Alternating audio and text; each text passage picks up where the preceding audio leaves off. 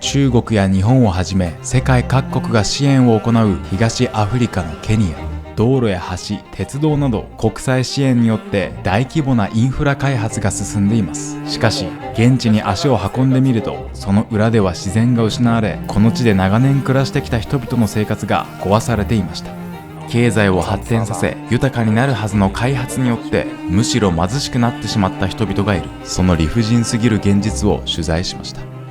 どうも皆さんこんにちは、原カンタです。現在はケニアの湾岸都市モンバサに来ています。モンバサは古くからインド洋交易の要所として栄え、現在も港や高速鉄道などのインフラ整備が進むケニア経済の重要な拠点です。しかし急速な開発の影響で、ここに暮らす人々の伝統的な生活や自然環境は大きく変わりつつあります。今回の取材ではモンバサとその周辺地域における近代化による風景の変化、発展するインフラ、その中で生きる人々の姿を追いかけます。アフリカにおける経済発展と伝統の交差点、そのリアルな現実をお伝えします。ぜひ最後までご覧ください。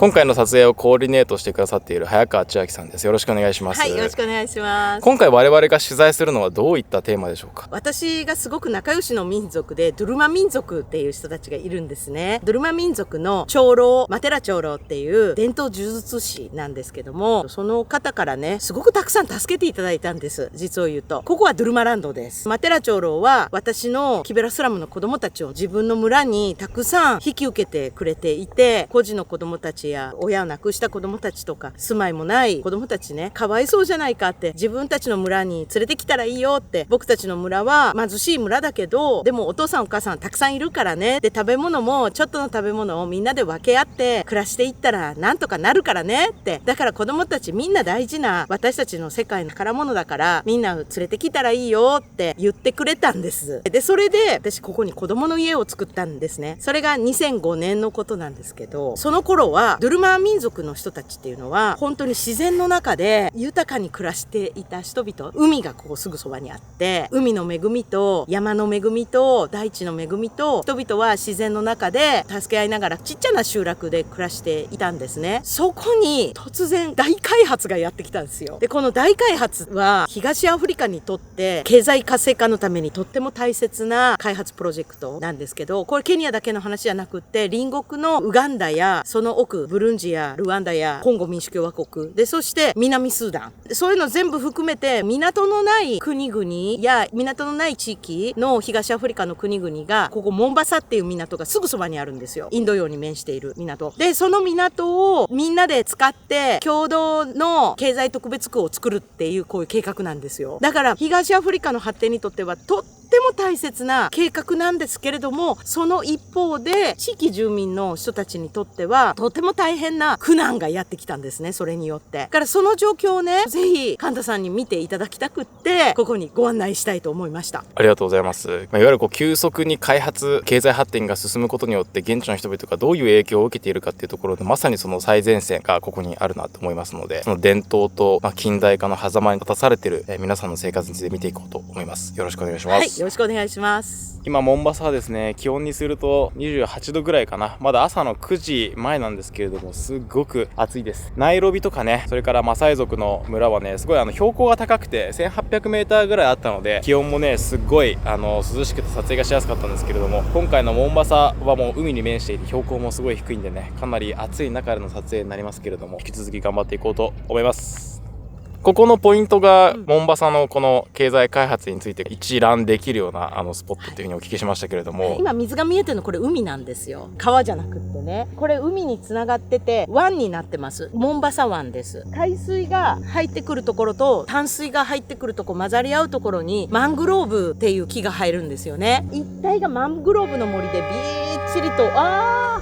ちょうど電車の音が聞こえてるけど、はい、マングローブの森がびっちりと見えるかと思うんですけどね、水路になってるんですよ。これ道引きします。水はここに人々もともと道もない、道なんか必要なくって、海に小舟を浮かべてマンゴーのくり抜きの丸太で作った小舟で行ったり来たりする。でそこでバーンと網を放てば生き物がいっぱいいて食べ物がたくさん取れるんですね。例えばカニとかエビとか、それとかあと海ヘビとか、あと魚ももちろん、それからあとサメなんかもここ入ってくるんですけどね、そういう漁業をしたり、それであと畑はね一生懸命耕さなくっても、ここすごく気候も暑いんですね。あんまり一生懸命働かなくても本当雨がバーッと降ったらいろんなものが生えてくる。大きなマンゴーの木があったり、あとバウバブの木もあちこちにあった。ものすごく大きなバウバブの木がドゥルマ民族にとっては神様に最も近いところにある木だから、神様からのメッセージもたくさん受け取れるところなんですよ。この木の周りに集まってみんなお祈りをしたり儀式をしたりもする。ヤギや牛なんかをねこう放牧させたりして、その海沿いになだらかな丘陵地帯っていうのかな、丘ってこうあって、でその丘の向こうにはバーンって海が広がってる、そんな感じの自然環境のところでドゥルマの人々は暮らしてきたんですよ。そしたら自然の中に生きるために必要なもの全てあるから、食べ物もと売りに行ってお金になるものもそこにあった。ヤシの木がちょっと見えてるかなと思うんですけど、このヤシの木っていうのは1本の木で10通りぐらいは使い道があるんですよ。屋根を吹くのもヤシの葉っぱで屋根を吹いて柱にも使えるし、ヤシの実は水も飲めるし食べれるし、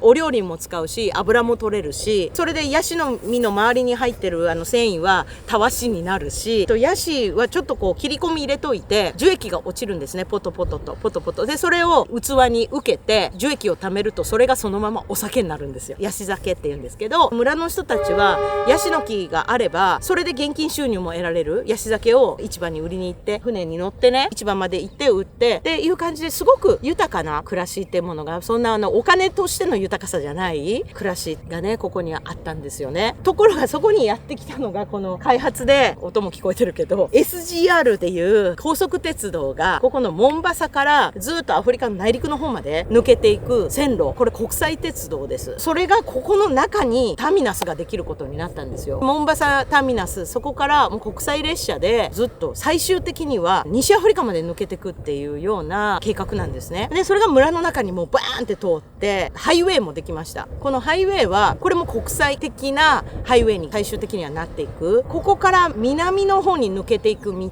と、あとモンバサの町を抜けて北の方に抜けていく道とかね、全部そこのハブみたいになってるんですよ。このミリティニが一気に村の人たちの家も畑もその自然の放牧するエリアも全てが奪われてしまったんですね。それで村の人たちは一切保証も受けられないような状況の中、一気に困窮がやってきたっていう感じなんです。大きな橋もここからだとよく見えてますけど、この橋がもともとは村の人たちは小舟を使ってこの水路を行ったり来たりしながら、奥にも村があって、この村の人の隣の村の人たちはみんな本当家族のような感じでですね行ったり来たりしていた。でもそこに大きな橋がバーンって通って、あれは南にそのまま直接タンザニアに抜けていく国際的なアクセスになっていくっていう風な感じの計画なんですね。でこの一帯が SEZ っていうモンバサ SEZ ですね。スペシャルエコノミックゾーンっていうことで、モンバサ特別経済区っていう風なことに指定されたんですよ。この村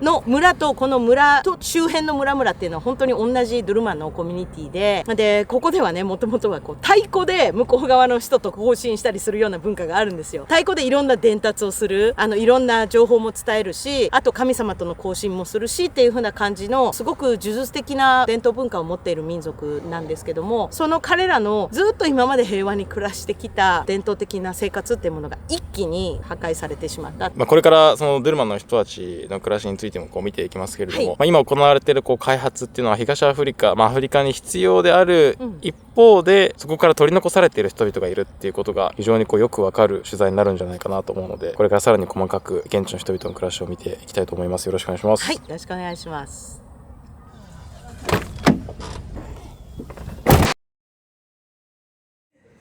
今はね、スマホで撮影しています。セキュリティが結構厳しくてね、ここに入るために空港のセキュリティみたいな感じで荷物全部通したりとかする必要があって、一眼レフカメラ、大きいカメラは使えなかったんで、今スマホで撮影してますけど、非常に駅の中はめちゃめちゃ近代的、現代的で綺麗です。この SGR という高速鉄道の駅のね、セキュリティがやっぱすごい厳しいのは、理由の一つやっぱテロがモンバサはですね、過去にも実際起きてるんですよね。確かアルシャバーブというイスラム過激派組織、ソマリアを拠点に活動するイスラム過激派組織だと思うんですけれども、これはムスリムの影響が強い地域なんですよね、モンバサって。はい。で、ムスリムの影響が強い地域っていうこともあって、過去にイスラム過激派によるテロも起きてるので、こういうやっぱりターミナルって狙われやすいので、そのためにですね、荷物チェック、特に爆弾を持っていないかどうかとか、その荷物チェック系っていうのは非常に厳しくてですね、それでカメラを出してると、ちょっと注意される可能性があるということで、今はスマホ1台で撮影しています。トイレの入り口のところにはですね、清涼ナプキンの自動販売機もありますね。今電源入ってないけど、これね、10種類以上清涼ナプキンが出て、1つ10シリングとか20シリングなんで、1つ10円から20円ぐらい大体で、買えるみたいですね。すごいトイレもめちゃめちゃ綺麗ですね。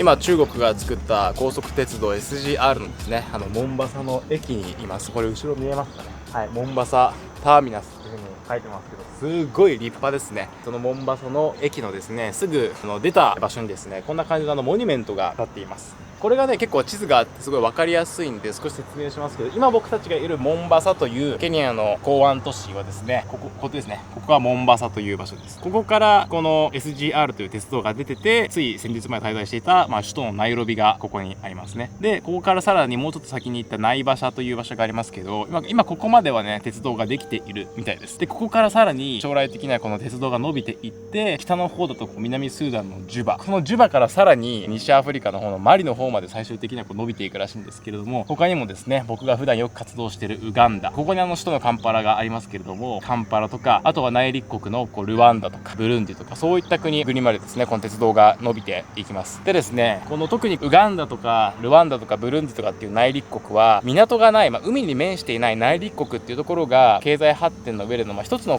障壁になっているんですよね。海に面している大きな港がある国であれば他国との国際貿易っていうのがしやすいですけれども、やっぱり港がないので、ウガンダもですね、例えばケニアのモンバサからいろんなものを輸入して持ってきているっていうような現状があります。だからこそこういう鉄道ができることによって、物流がよりスムーズになることで、ウガンダとかルワンダとかブルンディも将来的に経済発展をしていくための礎になるっていうふうにことがですね、考えられています。で、これに加えてちょっと千秋さんがいるのでお聞きしたいんですけれども、今こういう国々の中で特別な経済圏ができて関税撤廃とかそういう動きが今できてきてるんですかね。はい、そうなんです。そもそもこの国境ってアフリカの人たちが引いた国境線ではないし、民族なんかも共通しているのに国境線が引かれてるためにそこで別の国の人間に分けられたりしてるわけですよね。でそれが本当に大きな問題、国境問題もすごく大きいんです。でも東アフリカでは東アフリカみんなで連帯して共通の経済圏を作ろうっていう感じで、それで一緒に発展していこうっていう動きがとても盛んにずっと大切さ言われていてね、港はとにかくこのケニアのモンバサの港重要な港なんで、ここの周辺をデューティーフリーゾーンでも要するに関税なんかの措置をすごくね緩和して、でもしくは関税を撤廃して、ルワンダやブルンジやウガンダ内陸国の人たちにもこの港を使っていただいて、で共に経済発展していこうみたいな感じの構想なんです。モンバサこの周辺のこう経済特区みたいなところには、はいルワンダとかウガンダとかブルンジとかそういった国々の資本で作られた工場とかも今後できてくるっていう感じなんですね。でそれでそこで作ったやつっていうのは税金を課さずに、海外に輸出したりすることができるみたいな。そういうことなんです。で、あと自分の自国にもここから輸送していくときに、はい、自国に自分たちのものを輸送していくのに間に、例えばルワンダなんて間にウガンダもあるから、ケニアウガンダの国境で1回税金払って、またウガンダとルワンダの国境でまた税金払ってなったらもう大変な値段になっちゃうわけですよ。だからそういうのを税金の緩和をしていこうっていうことなんです。はい。ある意味これまでこう植民地時代からずっと、白人であるとか外国資本とかが主導でこう作られてきたアフリカの経済っていうのはやっぱこういうことができることによってアフリカの人たちによる団結と、そこを礎にしたこう経済発展がしていけるっていう意味で、ある意味アフリカの人たちにとっては悲願の一つっていうふうに言えますかね。そうなんです。もうこれは本当希望でしかないし、ケニアがビジョン2030っていうのを2007年ぐらいですね出して経済活性化していくためのいろんな計画、2030年までに私たち東アフリカは貧困国を脱出しようみたいな感じの計画があるんですよ。その計画の一環でもありますね。このようにね今後高速鉄道がこう伸びていくことによってこうアフリカがこう経済発展をしていくための礎になるだろうというふうにこう言われている一方でですね、急速に鉄道を敷くための森がこう切り開かれたりとか土地が奪われたりとかして、もともとそこで伝統的に自然環境の中から糧を得て暮らしていた人々の生活っていうのが脅かされて、結果的にですね開発の影響によって例えばこう魚が取れなくなるとか、そういうようなこう問題が起きて、もともとここで暮らしていた人たち、何百年もここで暮らしていた人たちっていうその人たちのこう暮らしが脅かされて困窮状態になっている、中には飢餓状態になっているっていう人たちもいるので、経済発展していくことがこうアフリカの未来を作っていく一方で、今現在苦しい生活を送っている人たちもいるということなので、そういったこう生活の様子について引き続き取材をしていこうと思います。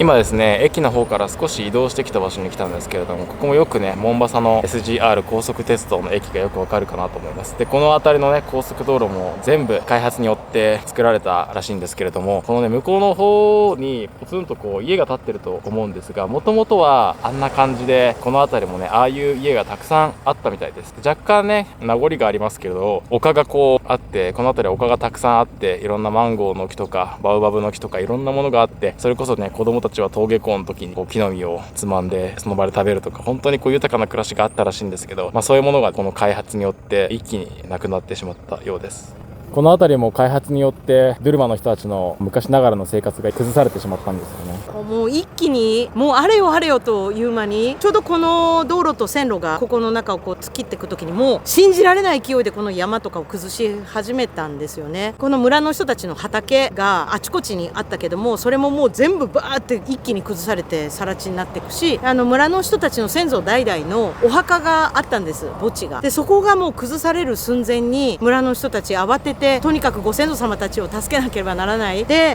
お墓を掘り起こして遺体を取り出して、もうたくさんの遺体をですね取り出して、でそれをきれいにしてまた別の場所に墓地を移したんです。でそこに移したんだけれども、そこにも開発がやってきて、またそこも掘り起こして取り出して、もっと奥地に連れてかなきゃいけなくなったんですね。もうそれがもう見てて胸が痛くって、でここの人たちの伝統文化ってね、ご先祖様たちとのつながりがすごく強いんですよ。ご先祖様たちも日常的に生活に関係してくるんです。対話をしたりもしますし、だからその彼らが墓を移すたんびに、伝統儀式なんかもやるんですけれども、もうそれをもうせめて私は手助けしながら、なんとかこの人たちが生きていけれる状況を作りたいなと思っているところなんです。向こう側の丘の上にバオバブの木が見えているのがわかるかと思いますが、かつてはこういうような丘の上にバオバブの木があるっていうのが、この辺り一面ずーっとどこまでもですね広がっていたみたいです。でもああいうのはもう本当にごくごく一部しか今残されてなくて、でここね見てもらうとわかるんですけれども、この切り崩した跡とかもこうありますし、今大きな橋がこう作られて、いて、この景色もね昔と比べてものすごく変化をしてしまったみたいです。ここに橋がよく見えてる。ああ、橋がで見えますね。もしカンタさん登りたかったらここ登ってもいいんですけどね。はい。眺めはいいですけど、昔はもっとすごかったってことですよね。自然が豊かで。そうなんですよ。もうこれ全部やられちゃったって感じで、こうやって丘その向こうに海がバーンって広がってるっていうね、本当に素晴らしいところだったんです。はい、でももう全部なくなっちゃいました。もう村の人たちの畑もヤシの森も大きなバオバブの木も、バオバブの木って何百年も1000年以上生きる木なんです。で本当に意志があるような木でね、なんか喋りかけてくるみたいな木なんですよ。でその木がこう切り倒されていく姿を見てる時にもう私気が狂いそうになっちゃって、一時期はもう直視できないってなっちゃって、ものすごく落ち込んでたんですけど、でも落ち込んでてもしょうがない。それでもここで生きていく人々がいるから、だからその人たちをねでものすごい困窮ぶりになったんですよ。やっぱだって自然があれば、その自然の中に生きていくために必要なもの何でもある人たちだったから、それが全て失われたら何にも食べ物どこで得たらいいんですか。かといって学校も行ってないのにどこで仕事を得たらいいんですかっていう感じで、もう一気に困窮したんです。でそれだけじゃなくって健康被害もたくさん出るようになったんですね。もうちょっと行ったら工業地帯のようにもうたくさんの工場がバーって立ち並んでるところも見ていただけるんですけど、その自分の家も撤去されました。で健康被害も出るようになった。今開発が行われているこの地域の土地っていうのは、もともとここに暮らしていたドゥルマの人たちが所有していたわけではないんですか。まずアフリカの民族っていうのはもう何千年も昔からアフリカ大陸を本当にダイナミックに移動しながら行った先々の自然環境の中でまた適応してはまた移動してっていうライフスタイルで生きてきた人たちなんですね。でここの地域住民のドゥルマっていう民族はもう何千年も、もう5000年以上前に西アフリカを起源として西アフリカから移動を開始して、でアフリカ大陸をずっとダイナミックに移動しながら今のケニアの場所にやってきた民族の流れにある人々なんです。だからその本当に何千年もの歴史っていう風なものを見た時に、彼らはその自然を自分たちが所有をしたり定住をしたりっていう風なことはせずに、もうここの自然が疲れたら次に移動する、でまた次に移動するっていう風な感じで生きてきたんです。でだからこのドゥルマ民族の人たちっていうのは親しく付き合ってるマテラ長老の家族にして言うとですね、ひいおじいちゃんぐらいがずっと移動してきて、今の現在のマリンディっていうところにある、ここからまだ北部ですね、そこの奥の村にダガ村っていう聖地があるんです。でそこにひいおじいちゃんのお墓が今でもあるんですけど、そこからまた皆さん移動してですね、でずっとこの橋向こうのツンザ村ってとこまでやってきたんですよ。そこからマテラ長老のお父さんが今度はここにやってきて、この今現在ミリティニ村っていうね、ここに定住を始めた。でそしてそこでマテラ長老が生まれてる。それを考えるともう100年以上前からここでドゥルマ民族の人々は生活を始めていたし、ここにコミュニティがあった。でそれは自然を壊すことなく生きていくさまざまな知恵を持ってて、海の幸、大地からの恵みっていうものを享受しながら生きてきた人々なんですよ。だから私はこの地域住民の人たちがこうやっていきなり開発がやってきた時に、あなたたちにはこの近代法の中では土地の権利はありませんよって言われるっていうことが本当に不当なことだと思ってて、彼らにとってはここの自然で生きていた本当にここの住民の長年の住民の人々だと思うんです。でも近代的な法律の中ではじゃあ土地の登記はっていうふうなことになってくると、この人たちは文字を書くことも読むことも必要なかった人たちで、学校行くことだって必要なかった人たちで、いきなりその土地の登記の書類をって言われたって、そんなもの持ってないんですよ。でそしたらじゃああなたたちはここの正式な住民ではないって言われて、で土地を取られても何にも保証がないんですね。でも泣き寝入りするしかないっていう状況。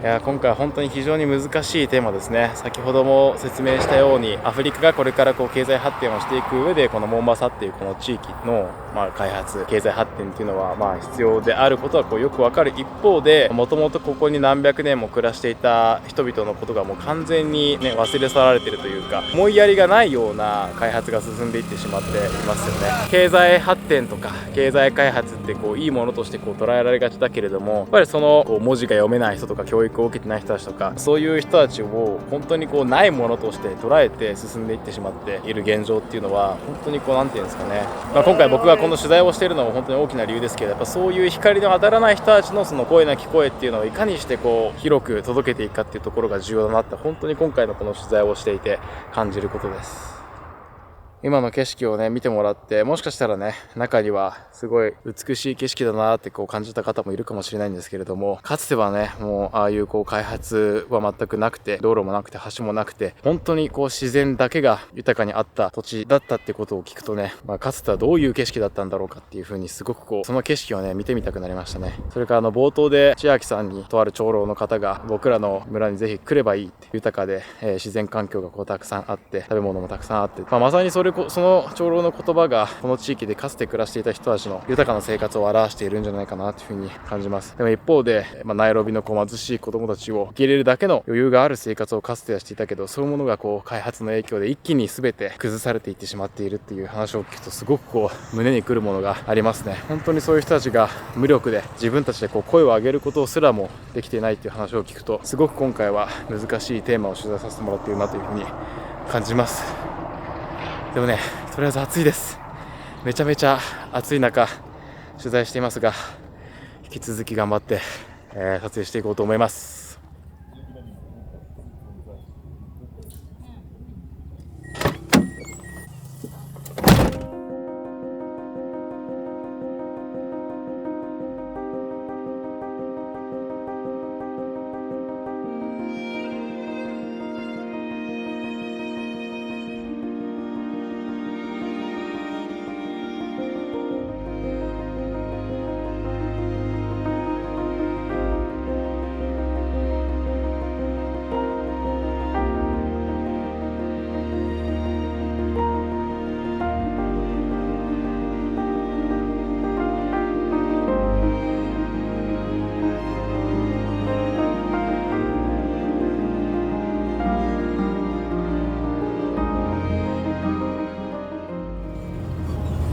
もうすぐですね、ジュンバラワトトという千秋さんが立ち上げた施設に到着します。ジュンバというのが大きな家という意味で、ラが何々の、ワトトが子供たちって意味なんで、子供たちの大きな家っていう意味が込められているみたいです。一言で言うと児童養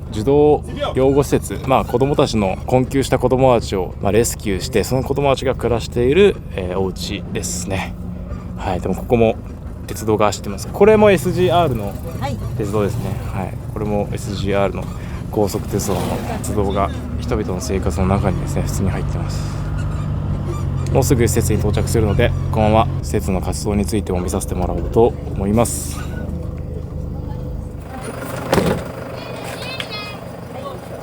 この地域の挨拶もう一回聞いてもいいですか？しかもですね、だけど今ここにはしかもする人いないと思う。年上の人にしかも、子供たちがもし言ってきたらマラハバ、こっちから年下の子供たちに挨拶する時っていうのは向こうから言ってきます。向こうから言ってくるんですね。向こうから言って、しかもって言ってきたらマラハバって、なるほど、優しく返事をしてあげてください。こっちから年下の子供たちに挨拶とかはあんまり、軽い感じで言うんだったら、マンボって言ったらマンボ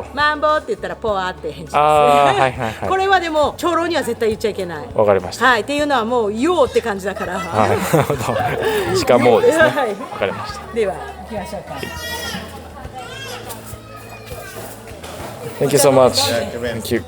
とりあえずお座りになって、はい、ちょっと休憩しましょうかね。はい、皆さんがお茶を用意してくれたんで、少しこれを飲んで休もうと思います。ちょっとね、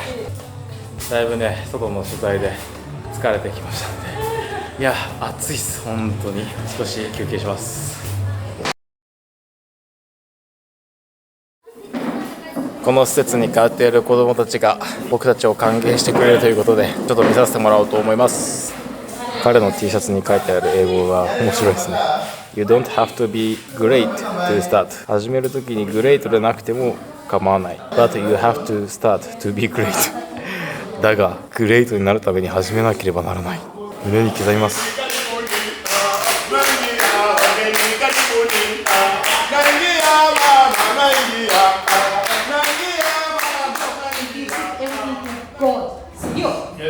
Be faithful, yeah. Be good boys and girls, yeah. Don't be stubborn, さっきですね、子供たちが自己紹介をしていた時に、結構な子供たちがですね、将来的に軍隊に入りたいと、将来の夢を語っていたんですね。で、やっぱこういう地域だと子供たちが将来になりたいと思える職業が限られていて、やっぱ自分が見たことある職業しか知らないっていう子供たちも多いみたいです。なので、軍隊に入りたいっていう夢を語っている子供たちも結構いるんですけど、軍隊に入るっていうことが、どういうことなのか、兵士になるっていうことがどういうことなのかっていうことを今、千秋さんがですね、説明しています。今さっき子どもたちがそう言ったからちょっとだけお話ししたいって言って子どもたちみんなさっき、軍人になりたいって言った子たち手挙げてって言って何人かいてでそれでなぜ軍人になりたいって思ったのそれを教えてって聞いたんです。でそしたら手挙げて言ったことは国を守りたいからっていうふうに言ったんですよね。だから私はみんなね夢っていうのはみんな自由にいろんな夢を思い描いて将来にいろんなねワクワクする夢を持ってもらいたいけど一つだけ私のお話を聞いてくれますかって言って平和な国を作るためにはね武器を持つっていうことが解決法なんじゃなくって例えば対話をしたり周りの国の人たちとお友達になったり助け合ったりしていくっていうことがすごく大切なことなんだよって私は夢は強制しないけど私の言ったことをみんなちょっと胸に留めて覚えていてくれたら嬉しいなってそして考えてくれたら嬉しいなっていう話を今したんです。この施設で暮らしている子どもたちっていうのは大体どれぐらいの割合がナイロビ出身でどれぐらいの割合が地元出身なんですか？もともと半々でやっていこうっていうふうに決めたんです。それはキベラスラムの孤児の子どもたちをこの村の人々が受け入れてくれるっていうふうに言ってくれたことから始まったこの子どもの家。しかも村の長老が私のために土地をくれました。この家を建てるためのでそしたらね村の子どもたちにも困窮する理由っていうのがたくさんある村なんですね。キベラスラムの子どもたちを助けるならばこの村の子どもたちも同時に助けたい、だから半々で始まりました。もともとは11人がマゴソスクールから来たキベラスラムの子どもたちで11人がこの村の子どもたちでみんなで兄弟になって生活する、そんな感じでやっております。キベラスラムで生活が苦しくなってしまった子どもたちが、こっちに移動してきてここで生活をするっていうことですね。キベラスラムでマゴソスクールで最初保護した子どもたちの中でキベラスラムから引き離した方がいい事情がある子どもたちがいるんですよ。いろんな事情です。例えば親が暴力を振るってた暴力を振る親たちにも理由があるんですね。その心に傷を負ってる親御さんもいたりあとは例えばアルコール中毒だったりする親御さんもいたりでその親御さんたちはそれでも子供に会いたいから会いに来るんですよマゴソスクールに。だから子供たちはねどんな親であれ自分を傷つける親であれやっぱり親に会いたいんです。親が恋しいんですね。だからマゴソスクールではそういう親御さんたちの手助けもするけれども引き離した方がいい状況にある子どもたち安全身の危険っていうのが結局それで親に会いたくってその親のところに行ってまた暴力を振るわれたり身に危険を与えられる子どもたちがいるからだからそういう子どもたちは少し500キロ離れてるんです。ここで村の中で村の環境の中でね全然違う環境の中でちょっと最初は山村留学みたいな感じで始めたんですよ。村の、畑の手伝いをしたりとか、してる間にスラムでのことしか知らない子どもたちだんだんそういう中からも癒されていくっていうかね、でも親御さんには毎年必ず会えるようにしてます。そういうどういう事情の親御さんであれ自分の家族なんだということを子どもたちが知ることが大事だから、今日はこの施設でお昼ご飯をいただきます。ここにあるのがスクマと呼ばれる、ケールですね野菜とここがビーフシチュー向こう側にあるのがケニアの国民食ウガリ白いトウモロコシのですね粉をお湯で練ったものですね。あとはライスそして卵最後にキャベツこれを食べて午後の取材も頑張ろうと思います。お昼ご飯食べ終わりましたのでこれからですねツンザ村というドゥルマンの人々が今も昔ながらの生活を送る一方で開発の影響を色濃く受けている村があるということでその地域のですね生活について見させてもらおうと思います。暑い。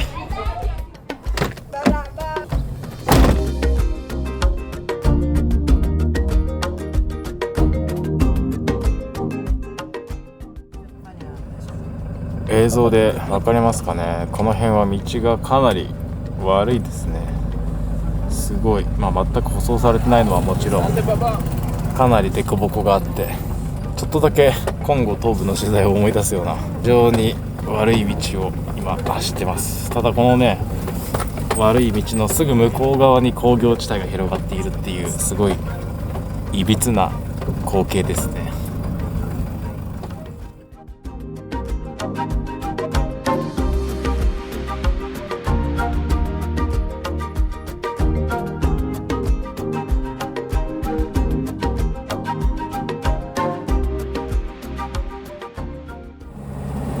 ようやくですね凸凹道2舗装の道を走り終えて高速道路かな、に乗りました。ここから30分弱かけてつんざ村という場所に移動していきます。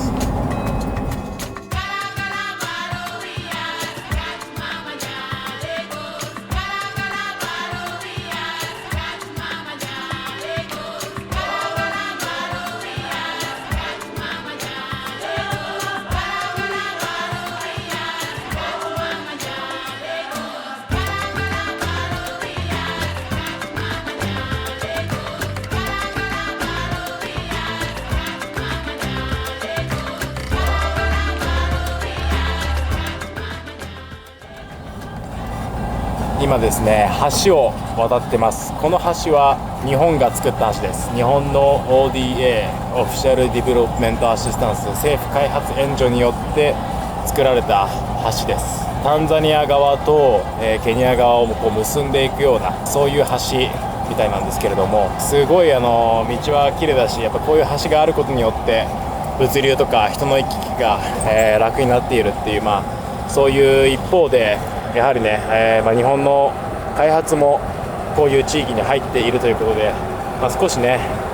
今までのこの取材の内容を思い返すと考えさせられるものがあります。このまま引き続き、村の方にですね移動していきたいと思います。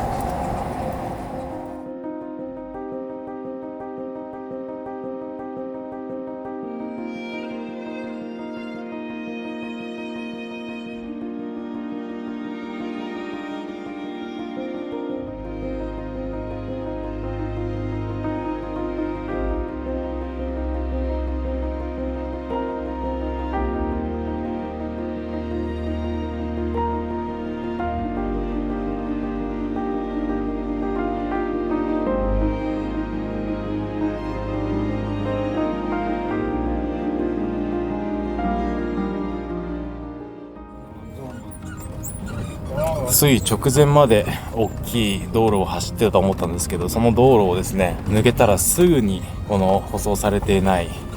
道に入って村の中にこう入ってきたんですけど、やっぱりこうもともとこういう地域で暮らしていた人たちのすぐ近くまでそういう開発というか、インフラ整備というか、そういうのがなんていうんですかね迫っているみたいなことをすごいまさに感じますね。本当に道路をねすぐこう左入ったらもうすぐこういう道に入ったんで、はい、このまま村の中の生活を見させてもらおうと思います。今ここのね左側に映っているこれはキャッサバらしいです。本当にこのね木を刺しておくだけでキャッサバが実るぐらいこの辺りはね土も豊からしいですね。もう海もすぐ近くなんですね。もうそこ見えてます、ね、みんな漁師さんたちの村で、はい、大きなバーバブの木もあります。おおすごい、これがバーバブの木ですね。立派ですね。バーバブの木はこのドゥルマの人たちにとっては神聖な木なんですよね。すごい神聖な木です。儀式とかで使えるみたいな。神様に一番近いみたいな。でそれだから神様からのメッセージをいっぱい受け取れるみたいな。でそこの周りに集まってお祈りもしたり、あと伝統呪術師の方がそこからメッセージを受けてみんなに伝えたりとか、はい、そういうこともします。でも本当びっくりしたんですけど、こういう伝統的な暮らしのすぐ近くまで大きな道路が来てますね。本当にあそこも上がってすぐこういう村に入りましたけど、この屋根これココナッツのヤシの木の葉っぱで作るんです。はい、ここの地方の人たちみんなこれを、屋根を吹き替えてあげる。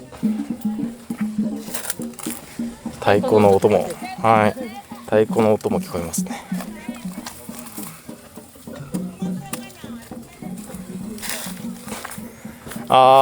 すごいなんか綺麗ですね。でも本当にすぐ向こうまで港というか工業地帯がすごい迫ってきてるような感じですね。わあすごいなんかいびつな景色ですね。漁師さんたちの船がちょっとあるの分かります？本当ですね。はい。あの辺りに青いやつで漁師の船がありますね。ちょっと多分今干潮だから少し干上がっているみたいですけど、すぐ向こう側に産業エリアっていうんですかね、港が広がっているのが分かります。千秋さんが初めてここに来たのは何年前ぐらいですか20年ぐらい前ですね。？20年前と今で比べるとこの景色はすごい変わりましたかね？すごく変わったと思います。向こう側にモンバサの港が見えてて、街がその向こう側に見えてるんですけど、昔から港がちょっと見えたりとかしてたけども、こんなに大きくなかったんですよ。でそれがもうすごい勢いでどんどん拡大していって、でそれでその港の拡張をしていくっていうのも開発計画の中すごく大事なものとしてあって、この地元の人たちから話を聞くとね、ここってね、浅瀬に入り江にこうなってるところ、ここにたくさん生き物がいるんですよね。潮が満ちたり引いたりしていく中で、ああやってマンゴーのくり抜きのボートに乗って漁に出て網をパーって放ったらもう食べ物がたくさん取れるっていうね、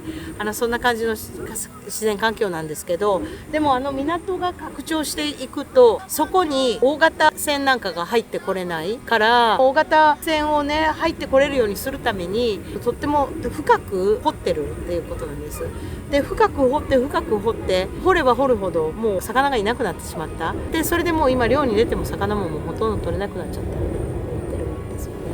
何百年間と続いてきたね、この自然環境の中でのこの豊かな生活っていうのがたった20年、もっと言ったらもうたった数年で一気にこう変わってしまうっていうのがこの現代の開発のこのスピードなのかなっていう風に感じましたね。もしかしたらね、この動画見てる方の中にはかつては日本もこう高度経済成長時代にそういうことがあったっていう風にこうね感じられる方もいるかと思いますがね、やっぱりこう世界中いろんな国で経済発展のためにいろんなインフラ整備が進んだり、自然環境を切り崩してっていうことが行われてきてると思うんですけれども、まさに今アフリカではね、今希望の大陸とか言われて、これからアフリカの時代が来るというふうに言われて、いろんな投資が入ってきていろんな開発が行われたりしてきていますけど、まさにこういうところでその開発の恩恵を受ける人たちがいる一方で、伝統的な暮らしというかこれまでの豊かな暮らしがこう奪われていってしまっている人たちがいるっていう、まさにその最前線ですので、そこで暮らしている方たちの声もですねお届けしていこうと思います。今日の取材でさっきからね何度も豊かな生活、そういった豊かな生活が開発の影響で奪われてきたっていう話をしていますけれども、皆さんにとって豊かさって何だと思いますかね。日本で生まれ育った僕たちからしたら、豊かイコール例えばこうお金がたくさんあることとか、そういうイメージを持つ方いると思うんですけど、ここの地域に暮らしている人たちは家とかをねこう見てもらえれば分かる通り、日本の生活と比べたらお金っていう尺度で考えたら貧しいことは間違いないです。でもこの地域でこう何百年っていう行われてきた生活っていうのは、例えば漁に出て網を投げれば魚がたくさん取れるとか、あとはねここってキャッサバを植えておくだけですぐにキャッサバが取れるようになったりとか、あとカシューナッツの木とかマンゴーの木とかもたくさんあるんですよね。必ずしもお金っていうものがなくても、いくらでもこう食べ物も豊かに手に入るし、そういったこう自然環境から得たもので楽器を作ったり、家族とのこう楽しい団らんの時間が毎日あってるとか、そういう意味での豊かな生活がここには確かにあった。でもそれがこう開発の影響で、例えばこう魚が取れなくなってしまったりする。魚が取れなくなってしまって生活を送っていくためにどうしても現金が必要になって、その現金を得るための仕事をしなければならなくなっている。かつては豊かな生活があったけど、そういう意味でのその豊かな生活っていうものがこの経済発展、開発、豊かになるために行われているはずのものによって失われていっているっていう、非常にこうジレンマがある、矛盾したようなことが起きているのがまさにこの地域なのかなというふうに感じています。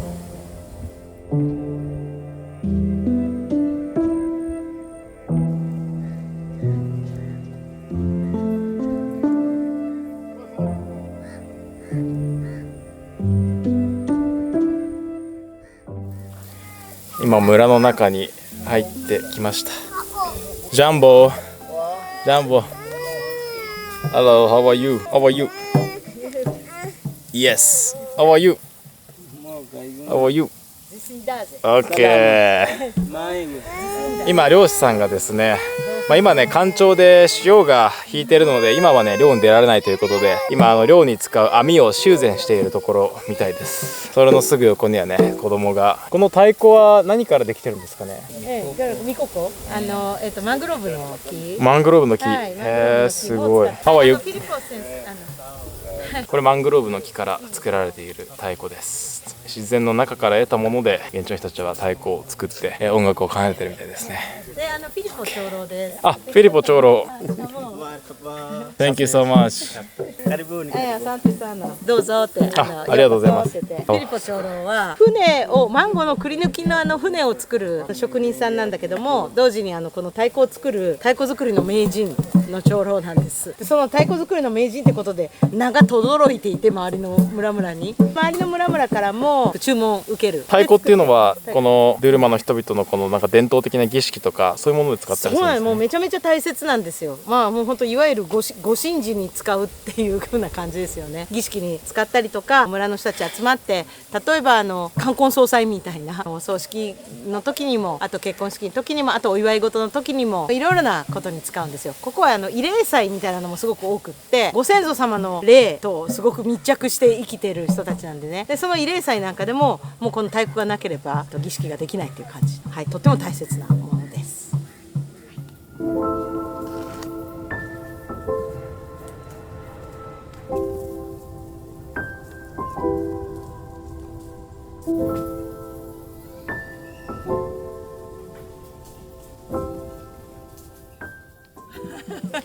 今長老が使っているのがこれですね。はい、これこうやって生えてる植物、サイザルアサっていう植物なんですけど、これを裂いて、それであそこでこうビーってやって繊維を取って、それで縄をなって、その縄で太鼓を締めてる、皮を締めてるってなる感じで。ほど。はい、皮は動物の皮とかですか？そうですね。ヤギや牛の皮を使ったり、もともとは伝統的にはもう野生動物もいっぱいいたんで、その野生動物のアンテロープの皮を使ったりもしてて、あと森の中に行って木を切って乾かして掘ってって感じで、全部自然の中に取れるものだけで作るんですね。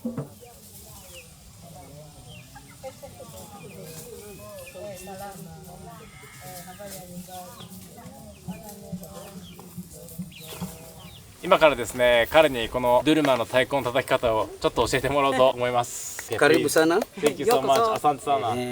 Mwanzo katika ngoma kuna mfano ambao unaonyeshwa, alafu ndo anze kupiga ngoma. Ngoma kuna まずはね、太鼓を叩くにあたってね、3種類音を教えたいと思います。閉じる、開く、そしてスラップっていうこの3種類の音の違いを覚えてください。じゃあ先生お願いします。お願いします。ya kwanza wafungua,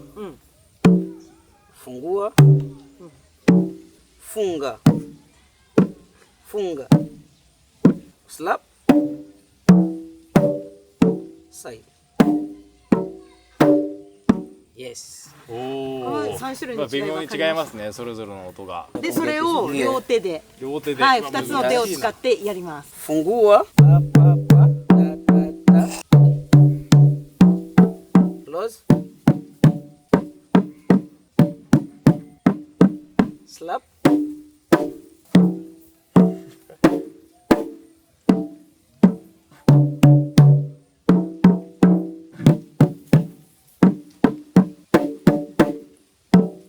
スラップ難しい。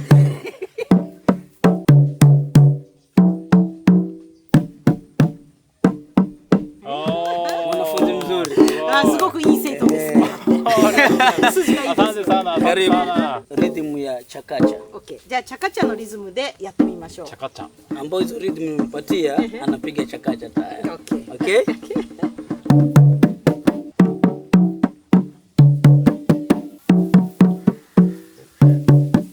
Open, open, close, close. Mganga karima, mganga, kau ya mganga. Ganga karima mganga, kau ya mganga, katarima nazuwape. Ganga karima mganga, kau ya mganga, katarima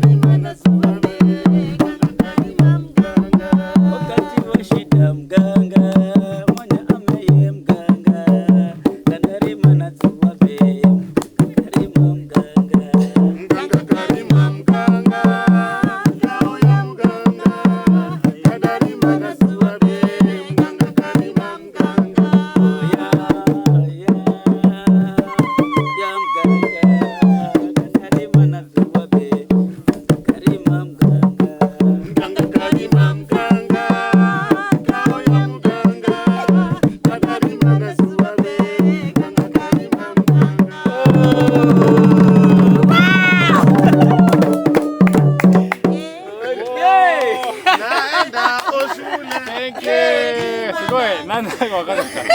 オッケーオッケー。 Karibu sana. あら、サンテサーナー。面白いですね。だんだん分かってくると。リズムが分かってくると面白いですね。面白い、乗って楽しいです自然なんかすごい乗ってきますね。そうなんです。自然と。ね、そう、Tufania. あ、そんなこと言ったら飛行機が。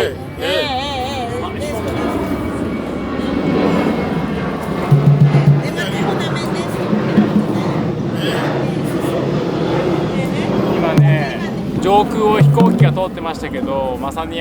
こういうね暮らしがあるすぐ近くに空港ができてるみたいで、こういう演奏とかをしてても飛行機が通るともうそれで全部音がかき消されちゃうような場所ですね。大人たちの演奏が終わったらすぐにね子供たちが太鼓を叩いてます。きっとねこういう大人たちが叩いている姿を見て子供たちもね自然と学んで代々受け継がれてきたんじゃないかなって感じますね。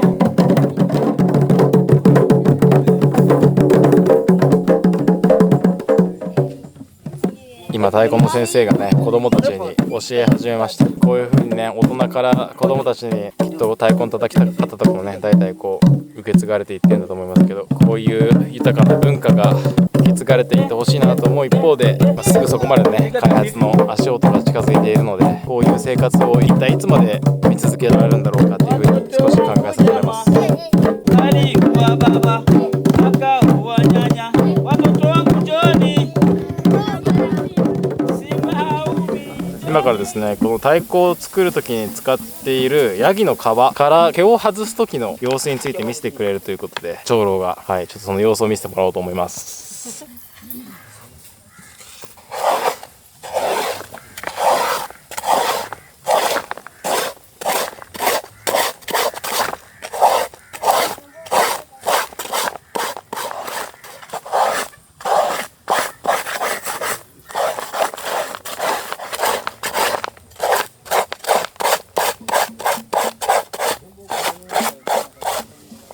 今からですね先ほど太鼓作りをしていたこのドゥルマの長老の方に昔と今で生活がどのように変わったのか、長く生きてらっしゃる方なのでちょっとお話を聞いていこうと思います。昔と今で生活に変化はありますか？ Bapende kwakala kunaiva. Ndizi ikifika kuvueni zizivuna. ですね、子供の頃はもう本当に土地も豊かで、あっちこっちに例えばバナナだったりとかマンゴーだったりとか、もう本当にいろいろ食べ物がもういっぱいめちゃめちゃいっぱい生えていたけれども、今は土地も枯れてしまった感じですごく乾燥もしてしまって、で食べ物がなんか得られなくなって、すごく生活が厳しくなっていったような気がする。かつては長老は奥さんももう3人も4人も持ってるで、たくさんの子供たちっていうのが当たり前で、大きな大家族でみんなで助け合って賑やかに生きていたけれども、最近は生活が厳しいとそうやってたくさんの奥さんをもらうこともたくさん子供を養っていくことも難しい。だから生活すごく厳しくなったように思ってます。なぜそのような生活の変化が起きたと思いますか？ Iko bakuzana kukala mvula kupungua na mila inarikiwa tukaenda maka ya kuvoya. ですね、まずこのドゥルマの人たちってね、伝統的にカヤっていう聖地が森の中にあるんですよ。でそれはもう何箇所もあるの、たくさんあって、その森の中の神聖な場所に神聖な木があるんですね。そこはもう絶対に木を切っちゃいけないとか、いろいろな伝統的な掟があるんですよ。ここで例えば何か問題があった時、干ばつが続いて雨が降らなくなった時でも、そこにカヤの長老、カヤを守ってる長老たちがいて、そこに集まってご神事をする、お祈りをしたりして、そして雨が降るとかで、そういうふうな伝統の行う文化っていうものがずっとあって、その中で生きていたけれども、それがまずは壊れていってることが原因だと思うんです。その木は切っちゃいけないっていう伝統の中で生きてたけども、そういう森に入ってたくさん伐採がされていく木が、でそうするともう雨も降らなくなっていく。でそれでそのカヤなんかも荒らされていって、でどんどん生活が厳しくなるっていう。彼らの考え方はやっぱり信仰に基づいているんですかね？そうなんですね。信仰、伝統的な信仰っていうものがね、自然の中にあるさまざまな力っていうものを彼らはずっと享受して生きてきた人々なんでね。ただそれを迷信とかそういうふうに片付けるのはおかしいというかね、っていうのはすごく理にかなってるんですよ。森ってやっぱり森の木が切られたら雨が降らなくなるっていう、そういう彼らはそれを科学的に説明することはできないかもしれないけど、伝統的な教えの中にたくさん番それがあった。でも彼らの伝統を無視してどうして木が切られるかっていうと、こう開発のために入ってきた、外から入ってきた力がわーっとここ一帯を本当にもうマングローブの森なんかもう一気に伐採してしまって、それで雨が降らなくなったし食べ物も取れなくなったしっていうのはみんなそれが原因だって彼らは分かってるんです。だから彼らは帰って今度また木を植えてるんですね。で今特にマングローブの種のシーズンで、それをみんな森の中に入って一生懸命拾ってね、それで苗を作って植林をするっていうのも今やってる。昔はそんなことをやらなくてももう自然のまんまでいくらでもあったんだけれども、今この村の人々が直面している一番大きな課題は何ですか？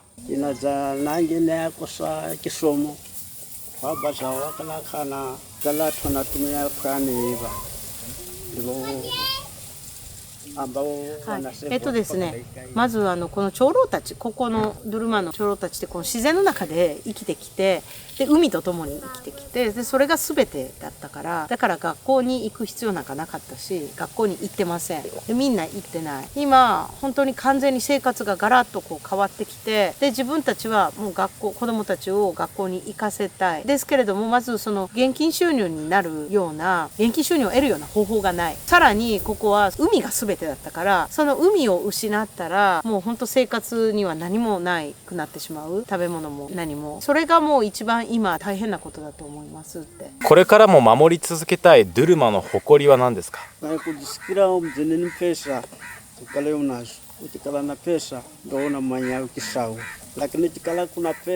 ルマにとっての最ももう守り抜きたい大切なことっていうのは、まずはゴマです。ゴマっていうのはこの太鼓のことをゴマって言うんだけども、太鼓のことだけじゃないんですね。この太鼓、祈り、踊り、歌、人々が集まって神様に祈ること、そこに踊りや歌や、そして自分たちの伝統のリズムがある。これがもうドルマにとっては最も大切なことで、人々が集まって神様に祈る。そしてカヤ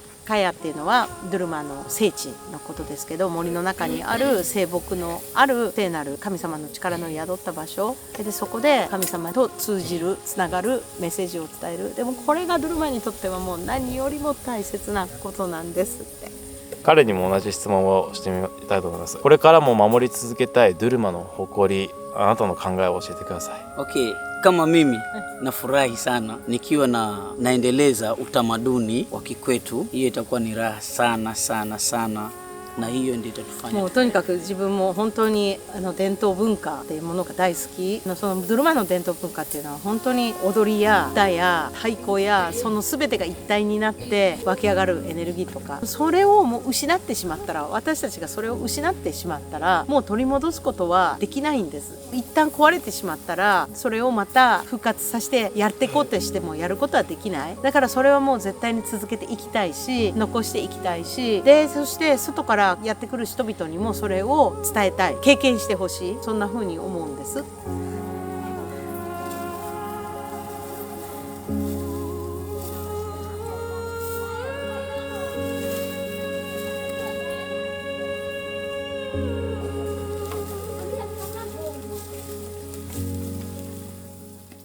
最後にですね、長老の方が暮らしているお家の様子を見させてもらおうと思います。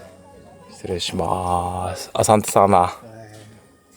ここで長老の方は暮らしているみたいです。これは倉庫ですかね。シッティングルーム。ここシッティングルーム。今ちょっと散らかってますけど、さっき子供たちここに中にいたんですけど、孫たちがここでみんな、台所はね外にあるんですよ。それでここでみんなが集ったりできる場所だけど、これちょっと屋根がもうそうですね、もう抜けちゃってますね。今のようにみんなが集ってご飯食べるような場所なんですけど、この壁は何からできてるんですか？土壁ですね。土壁。はい。海からサンゴのブロックを切り抜いてきてとか、あと石を使って木を組んだところの間にその石を入れて、でそれで土壁を塗っていって、それで屋根に吹いているのはヤシの木の葉っぱを使って屋根を吹くっていうのが普通の伝統的な作り方なんですけど、さっきも言ってたようにヤシの木がもうどんどんなくなっちゃって、手に入らなくなっちゃって、でそれで先日大雨が降ってもう家半壊状態になっちゃってるんですけど、ちょっと中見てみてください。本来はヤシの葉っぱを取ってきて修繕できるけど、そのヤシがもう十分ないってことですよね。もうその背景にこの開発とか、もしかしたら気候変動とかそういういろんな影響が関係しているんですかね。そうですね。そう、気候変動っていうのも結局開発によって森が切られて雨が降らなくなって、で砂漠化を招いてっていうふうなのがこう連鎖してる。植物も昔あった植物がもうなくなっていたり、手に入らなくなったりとか、全部自然の中で取れるもので彼らの生活全てを賄っているから、それがもう本当に入手しづらくなって、でそうなったらもう本当お金を出してトタンを買って屋根につけなければならなかったりして、何もトタン屋根が欲しいわけじゃないんですよね。それまでこう自然の中から得たもので全て賄っていたのが、はい、そういうこういろんな環境の変化によってそういう生活を送ることができなくなってきてるから、もう仕方なく近代的なものに手をつけ始めるっていう感じなんですかね。そうなんです、はい、でもフィリポさんの場合は賃金労働に出ていく方ってもう孫もたくさんいるおじいちゃんなんですよね。だからすごくそこが大変なとこかなと思いますね。ちょっと家の奥の方も見させていただきます、はいはい、こういう感じで木を組んだ枠組みがこう壁になっていますね。こっちの方には洋服が干されていたりとか、あとはこの辺りはおそらく水を汲むためのジェリー缶があったり、ここで暮らしている方たちの、コップとか、お皿とかそういうものが置いてありますね。こっち側にね、ベッドルーム。こちらが大丈夫ですか？拝見して。アサンテサーナ。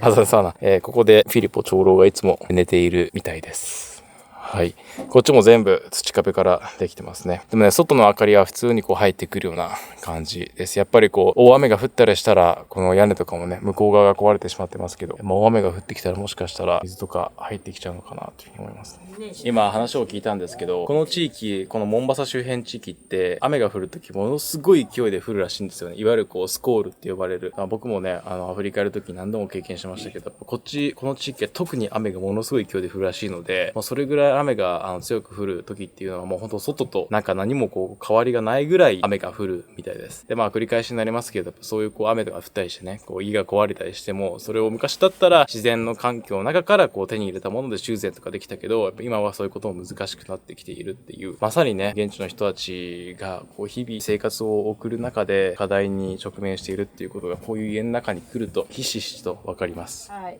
でこのベッドなんだけどちょっと見てください。これでドルマンの人たちがね、この地方は暑いからマットレスとか使わないで、伝統的にはこうやってさっき縄なってたでしょ。縄をこうやって木の枠にこうやって通していくのが伝統的なベッドの作り方で、そこの上にさっき編んでたムケカあるでしょ。ムケカを上に置いてあるんですよ。でその上で寝るっていう感じで、すごいなんかシンプルですね。そうですね。これすごい気持ちよく寝れるんです。私も大好きで。風通しがいいとか、ね。そうですね。暑いとこでも涼しく、暑いんだけど。確かに中は結構土壁なんで熱はこもりますよね。でもね、この土壁にこのヤシの葉っぱの家っていうのが一番涼しいんです。そうなんですね。トタンの方がもうずっと暑いし、あと雨が降った時トタンだともうバババババって落としちゃって、もう声も聞こえないけど、このヤシの葉っぱの屋根だったらとも吸収されて一番気持ちがいいんですよね。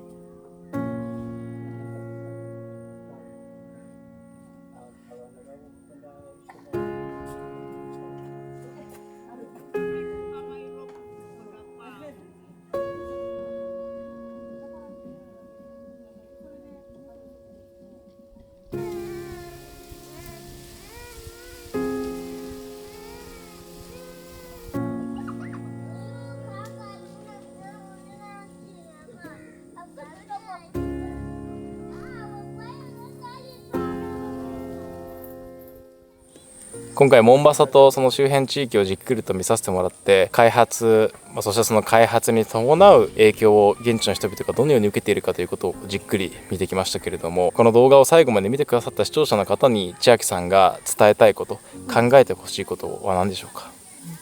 はい、私はここで長年このドルマ民族の皆さんとご縁いただいて、本当長年付き合ってきたんですね。で彼らの文化が好きで、彼らの暮らしが好きで、でもここで日々なんていうか、彼らが何も悪いことをしていないのに彼らの暮らしが押しつぶされそうになっている状況をたくさんで、そして彼らが困窮していく状況っていうのをたくさん見てきたんですよね。で私はひたすら彼らが自然の中で生きてきた中にあるさまざまな知恵だったり、あとは文化、素晴らしい伝統文化だったり、彼らの生き様がとても好きで、そういう押しつぶされそうになるような変化の中で彼らは日々一生懸命生きている。とにかく今日を生き抜いていくためにあの手この手で努力をして生きているその姿っていうものがね、私はとにかく彼らのことが本当に好きなんですね。大好きで、この素晴らしい彼らの伝統文化が彼らの望む形でどうか守られますようにっていうことをいつも祈っています。それは彼ら自身がいかにそれを守りたくても守れないような変化っていうか、条件の変化っていうか、様々なそれが彼らのもとにものすごく暴力的な形で押し寄せてくるっていうこの現実、これは彼らたちだけの力ではどうにもできないことだったりもするわけなんです。だからまずはこの素晴らしさを知ってもらいたいし、体験してもらいたいし、ここまで来れる人には体験してもらいたいけど、来れない人にもですね、彼らの音楽を聴いてもらったりするような機会を、彼らの伝統文化をね保存していく、残していくための取り組みをいろいろしていて、ぜひそれを耳を傾けてみてもらいたいなと思うんです。一緒に感じていただきたいのは、私たちこの地球で同じ時間を共に生きているこの地球の仲間だと思うんです。で、この地球上で起きていることっていうのは、みんな私たちの人類みんなの元に起きていることだから、遠い世界の遠い誰かの元に起きていることではなくって、みんながそれを我がことのように一緒に痛みを感じられたり、一緒に喜び合えたり、一緒にいろんなことを分かち合えたらいいなって思うんです。その先共にこの世界をどうしていきたいのかっていうのを一緒に考えていけたら嬉しいなと思ってます。ドルマの皆さんとの架け橋になっていきたい、皆さんに知っていただく機会を作っていったり、あと直接出会っていける機会作っていきたいと思ってるので、皆さんどうか興味持っていただいた方はね、ぜひ遊びに来てください。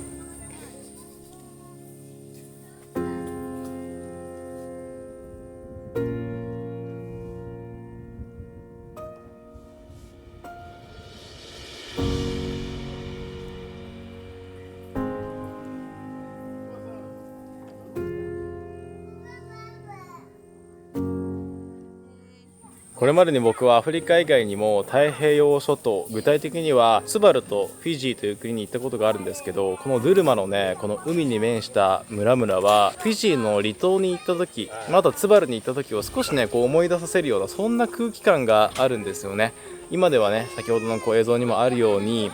もう遠くに開発が行われている港が迫ってきていて、いろんな自然環境が影響を受けているっていう話がありましたが、確かにここにも自然と共に暮らす人々の生活があったんだなっていうことがね、すごくこの空気感からもすごく伝わっていきます。でもこのたった20年間でもこれだけすごく大きな変化があったっていうことをね聞いたので、この先5年10年20年経った後、このドゥルマの人たちが長年続けてきた暮らしっていうのがちゃんと守られるのかっていうところを僕もすごく気になりましたね。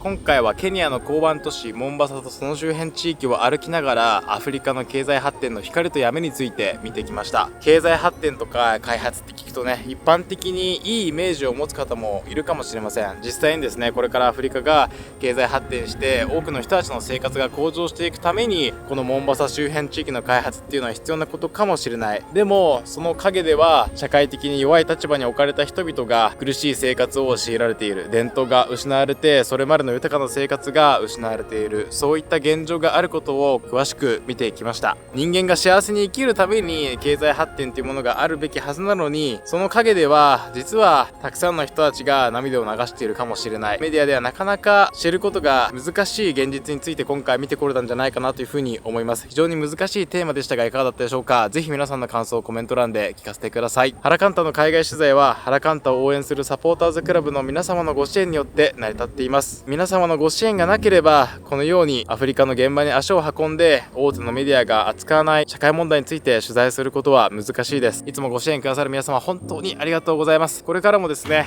声なき声の拡声器になれるように現場に足を運んで取材活動を行っていきたいと思いますので、もし原監督の YouTube 活動を応援してくださる方いらっしゃいましたら、ぜひ概要欄のリンクからホームページご覧になってみてください。皆様のお力を貸していただけると幸いです。どうぞよろしくお願いいたします。原監督のチャンネルでは他のチャンネルでは知ることが難しい世界の様々な問題を取り上げています。これからもですね、世界各国の現場に足を運びながら他のメディアでは知ることが難しい今の世界の問題について扱っていきますので、チャンネル登録まだお済みでない方、ぜひこれを機会にチャンネル登録よろしくお願いいたします。今回の動画何か一つでも考えさせられるそんなことがありましたら、ぜひ最後にポチッと一押し高評価ボタンも押していただけますと幸いです。ということで今回も最後までご視聴くださりありがとうございました。また次回の動画でお会いしましょう。